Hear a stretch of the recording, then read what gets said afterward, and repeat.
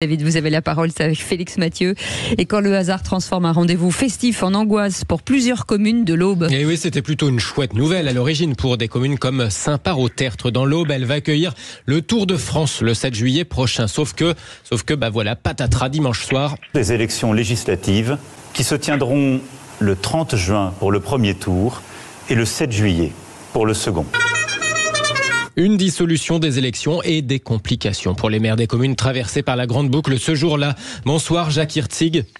Bonsoir. Merci d'être avec nous dans Les Vraies Voix sur Sud Radio. Maire de Saint-Parc-au-Tertre dans l'Aube, vous avez même été reçu en préfecture un peu avec les autres maires des communes concernées. Tellement finalement, ce double événement s'annonçait complexe en termes logistiques pour vous.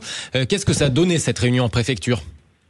Écoutez, ça a été assez positif dans l'avancement de nos problématiques en fait, parce que on a pu entrer en contact avec les représentants d'ASO qui organisent le Tour de France et son passage, et on a pu faire part de nos problèmes effectivement qui sont très très importants, notamment parce que la commune de Saint-Parc-au-Tertre, elle est coupée en deux par la route départementale qui sera empruntée par le Tour de France et qui donc ne permet pas à certains habitants les plus éloignés du bureau de vote de s'y rendre dans les meilleures conditions. Donc effectivement, il faut qu'on travaille énormément sur la communication avec les habitants et puis faire en sorte que on puisse mettre à leur disposition tous les moyens pour qu'ils puissent se rendre ce jour-là pour le deuxième tour au bureau de vote. Alors il y a eu des avancées en termes d'horaire et de navette, c'est ça, en deux mots ? C'est ça. Donc il va falloir qu'on modifie l'amplitude horaire de l'ouverture de nos bureaux de vote.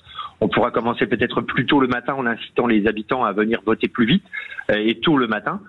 Donc on imagine que à vélo bien sûr ou à pied mais en même temps ça représente une trotte et puis il y a des gens qui sont âgés, qui ont des difficultés pour se déplacer, donc il faut aussi leur permettre de venir nous retrouver. Donc effectivement à partir de 7h on va pouvoir ouvrir, ou 6h on va pouvoir ouvrir les bureaux de vote jusqu'à 20h. Parce que le passage, il va se faire jusqu'à 18h30. Monsieur le maire, question de Philippe Bigère. Pardon, je suppose que l'organisation de votre ville comme ville d'étape est préparée depuis longtemps, non ? Alors, Troyes, Saint-Parc n'est pas une ville d'étape, c'est la dernière ville avant l'arrivée à Troyes. D'accord. À Troyes. D'accord. Donc effectivement, on avait planifié ça depuis assez longtemps, effectivement, et on n'imaginait pas du tout que ça allait être totalement bouleversé par le nouveau calendrier électoral qui nous a été imposé. D'autant plus qu'il faut rappeler que cela a un coût pour les villes, pour les villes d'arrivée. L'année dernière, c'était 130 000 €. Ça va être un enfer logistique pour celles qui doivent à la fois organiser les opérations de vote et l'arrivée ou le départ du tour. Alors effectivement, ça aurait pu poser un problème d'autant plus important que on avait sollicité auprès d'ASO la possibilité de déplacer le jour de repos, puisque le lendemain, le lundi, c'est un jour de repos. D'accord. Et malheureusement, effectivement, l'enjeu des chemins blancs est assez important, et en fait, c'est un moment assez important du Tour de France, et on n'a pas pu effectivement modifier la date de passage.